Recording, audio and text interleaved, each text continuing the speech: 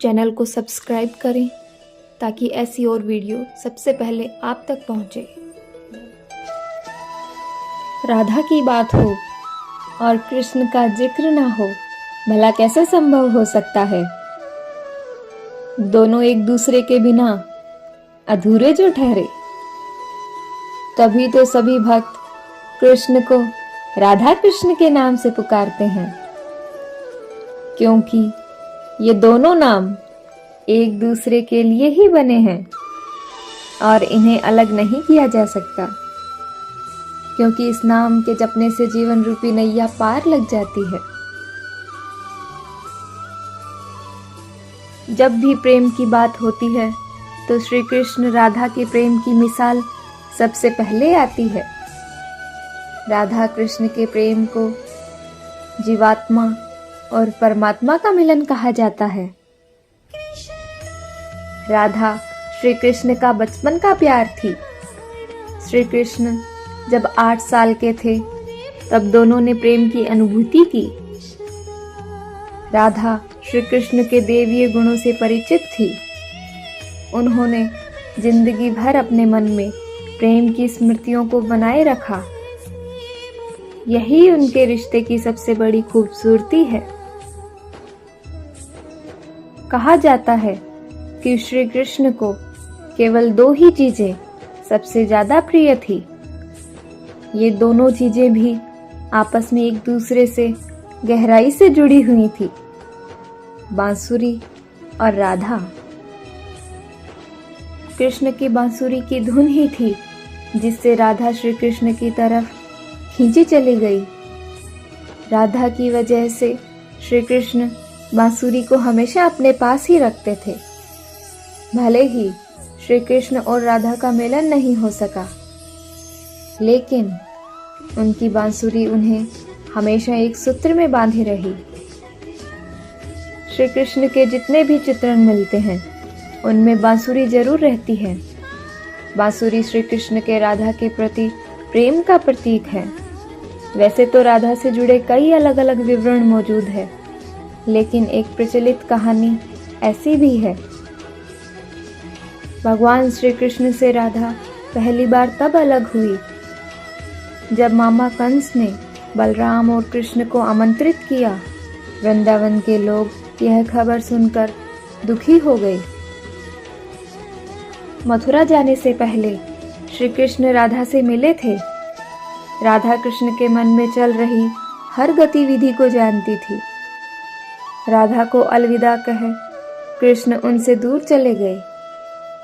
कृष्ण राधा से ये वादा करके गए थे कि वो वापस आएंगे, लेकिन कृष्ण राधा के पास वापस नहीं आए।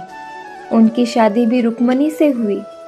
रुक्मणी ने भी श्री कृष्ण को पाने के लिए बहुत जतन किए थे। श्री कृष्ण से विवाह के लिए वह अपने भाई के खिलाफ गई थी। राधा की तरह वह भी श्री कृष्ण से प्रेम करती थी। रुक्मणी ने श्री कृष्ण को एक प्रेम पत्र भी भेजा था कि वह आकर उन्हें अपने साथ ले जाए। इसके बाद ही कृष्ण रुक्मणी के पास गए और उनसे शादी कर ली। कृष्ण के वृंदावन छोड़ने के बाद से ही राधा का वर्णन बहुत कम हो जाता है।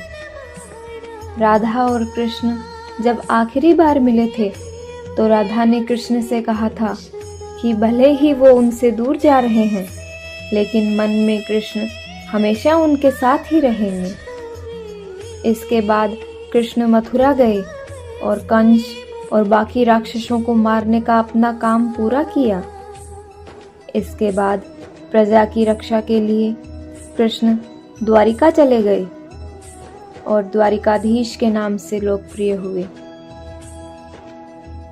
जब कृष्ण वृंदावन से निकल गए तब राधा की जिंदगी ने अलग ही मोड़ ले लिया था। राधा की शादी एक यादव वंश के व्यक्ति से हो गई। राधा ने अपने दाम्पत्य जीवन की सारी रस्में निभाई और बूढ़ी हुई, लेकिन उनका मन तब भी कृष्ण के लिए समर्पित था। राधा ने पत्नी के तौर पर अपने सारे कर्तव्य पूरे किए। दूसरी तरफ कृष्ण ने अपने दैवीय कर्तव्य निभाए। सारे कर्तव्यों से मुक्त होने के बाद राधा आखिरी बार अपने प्रियतम कृष्ण से मिलने गई। जब वह द्वारिका पहुंची तो उन्होंने कृष्ण के रुक्मणी और सत्यभामा से विवाह के बारे में सुना, लेकिन वह दुखी नहीं हुई। जब कृष्ण ने राधा को देखा तो वह बहुत प्रसन्न हुए। दोनों संकेतों की भाषा में एक दूसरे से काफी देर तक बातें करते रहे। राधा जी को कान्हा की नगरी द्वारिका में कोई नहीं पहचानता था। राधा के अनुरोध पर कृष्ण ने उन्हें महल में एक देविका के रूप में नियुक्त किया। राधा दिन भर महल में रहती थी और महल से जुड़े कार्य देखती थी। मौका मिलते ही वह कृष्ण के दर्शन कर लिया करती थी। लेकिन महल में राधा ने श्री कृष्ण के साथ पहले की तरह का आध्यात्मिक जुड़ाव महसूस नहीं कर पा रही थी। इसलिए राधा ने महल से दूर जाना तय किया। उन्होंने सोचा कि वह दूर जाकर दोबारा श्री कृष्ण के साथ गहरा आत्मीय संबंध स्थापित कर पाएगी। उन्हें नहीं पता था कि वह कहाँ जा रही है, लेकिन भगवान श्री कृष्ण जानते थे। धीरे धीरे समय बीता और राधा बिल्कुल अकेली और कमज़ोर हो गई। उस वक्त उन्हें भगवान श्री कृष्ण की आवश्यकता पड़ी। आखिरी समय में भगवान श्री कृष्ण उनके सामने आए। कृष्ण ने राधा से कहा कि वह उनसे कुछ मांगे, लेकिन राधा ने मना कर दिया। कृष्ण के दोबारा अनुरोध करने पर राधा ने कहा कि वह आखिरी बार उन्हें बांसुरी बजाते देखना चाहती हैं। श्री कृष्ण ने बांसुरी ली और बेहद सुरीली धुन में बजाने लगे। श्री कृष्ण ने दिन और रात बांसुरी बजाई, जब तक राधा आध्यात्मिक रूप से कृष्ण में विलीन नहीं हो गई। बांसुरी की धुन सुनते सुनते राधा ने अपने शरीर का त्याग कर दिया। हालांकि भगवान कृष्ण जानते थे कि उनका प्रेम अमर है, परंतु फिर भी कृष्ण ने प्रेम के प्रतीकात्मक अंत के रूप में बांसुरी तोड़कर झाड़ी में फेंक दी। उसके बाद से श्री कृष्ण ने जीवन भर बांसुरी या कोई अन्य वाद्य यंत्र नहीं बजाया। कहा जाता है कि जब द्वापर युग में नारायण ने श्री कृष्ण का जन्म लिया, तब माँ लक्ष्मी ने राधा रानी के रूप में जन्म लिया था, ताकि मृत्यु लोक में भी वे उनके साथ ही रहे।